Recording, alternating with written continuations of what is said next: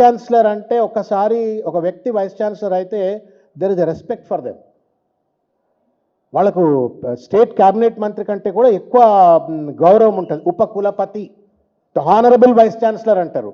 మీరు మొత్తం ప్రసంగం వినండి మీరు దయచేసి. అంటే రేవంత్ రెడ్డి గారి ఫ్యూడలిజం ఏంది, రేవంత్ రెడ్డి గారి భూస్వామ్య మనస్తత్వం ఏంది, ఆధిపత్య మనస్తత్వం ఏంది అనేటువంటిది the way he was addressing the vice chancellor.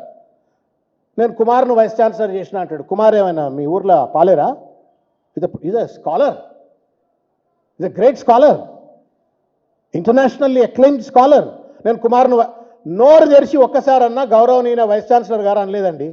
నేను కుమార్ను చేసిన, కుమార్ని ఇది చేసిన, కుమార్ని అది చేసిన.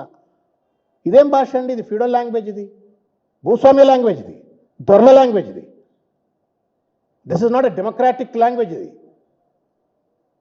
ఆయన గిరిజన బిడ్డ కావచ్చు, but is a vice chancellor.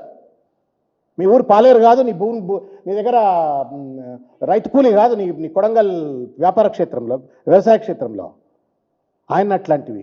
Srihari ఎడమ బుజ్జు, శ్రీహరి మంత్రి గారు, నీ సహచర మంత్రి, క్యాబినెట్ మంత్రి శ్రీహరి గారు నా సహచర మంత్రి వర్యులు అనడానికే నీకు నోరు రావట్లేదు. మళ్ళీ నువ్వు నీ దొరరికం చూపెట్టుకుంటా మందిని దొరలు చదువుకొనియరు అది ఇదని సొల్లు మాట్లాడుతూ ఉంటుంది. You are not able to respect your own colleagues. ఒక యూనివర్సిటీ వైస్ ఛాన్సలర్ను గౌరవించే సంప్రదాయం తెలియదు నీకు, నీ తోటి మంత్రులను గౌరవించేటువంటి ఒక సంప్రదాయం తెలియదు నీకు. నువ్వు పెద్ద సంస్కర్త లెక్క యూనివర్సిటీకి పోయినావు, ఏం మాట్లాడినావో మీ ఆత్మవిమర్శ చేసుకోవాలని చెప్పి నేను రేవంత్ రెడ్డి గారిని కోరుతా ఉన్నా.